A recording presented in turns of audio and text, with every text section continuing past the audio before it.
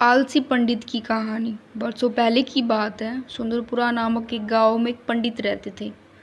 पंडित उस गांव में अपने बच्चों और पत्नी के साथ वर्षों पहले ही बसे हुए थे, इसलिए लोग उन्हें बड़े चाचा कहते थे।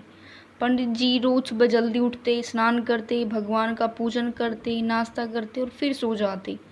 भगवान की कृपा से उन्हें किसी चीज़ की कमी नहीं थी। उनका एक बड़ा खेत था, लेकिन पंडित का परिवार एक बात से बहुत दुखी था कि यह पंडित बहुत आलसी था। वह अपना काम खुद नहीं करते थे। एक दिन घर में बच्चों की आवाज़ सुनकर पंडित उठा तो उसने देखा कि एक साधु महाराज उसके घर आए हैं और वहीं खड़े हैं। पंडित और उनकी पत्नी ने साधु का स्वागत किया और उन्हें अपने घर पर भोजन कराया। भोजन के बाद पंडित ने साधु की सेवा की। साधु महाराज उनकी सेवा से बहुत खुश हुए और पंडित से वरदान मांगने को कहा। पंडित ने वरदान मांगा उसे कोई काम न करना पड़े या उसके स्थान पर कोई और करे।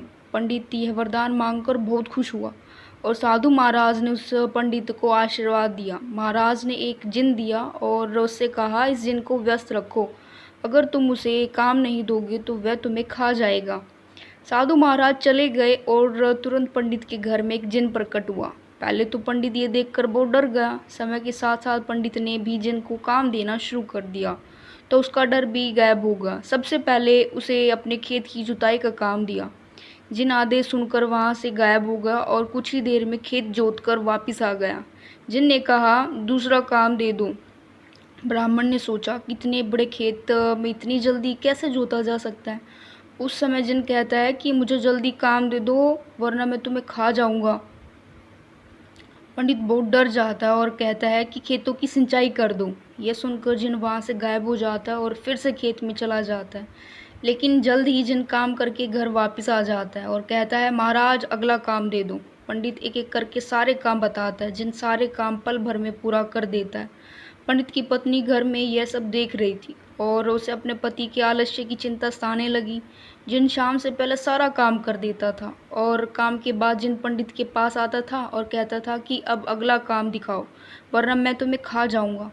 अब पंडित के पास कोई काम नहीं रह गया था तो पंडित दिन ब दिन चिंतित हो गया और जिन्नी के घर आते ही वो डर जाता था। जब पंडित की पत्नी अपने पति को डरा हुआ देखती है तो वह सोचने लगती है कि अपने पति को इस संकट से कैसे निकाला जाए। पत्नी पंडित से कहती है कि महाराज, यदि आप मुझसे वादा करते हैं कि आप कभी आलस्य नहीं करेंगे और अपना काम स्वयं करेंगे तो मैं इस जिन को काम दे सकती हूँ।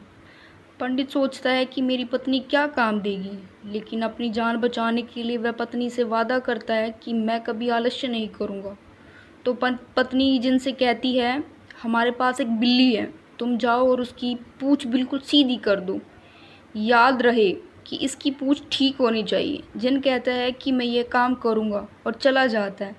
लेकिन लाख कोशिशों के बाद भी बिल्ली की पूँछ सीधी नहीं हुई और वह हार मान लेता है। जिन आखिरकार पंडित के पास आता और कहता है कि मैं इस जगह को छोड़ने के लिए तैयार हूँ। उस दिन से ब्राह्मण अपना आलस्य छोड़कर अपना सारा काम स्वयं करने लगता है और उसका परिवार भी सुख से रहने लगता है।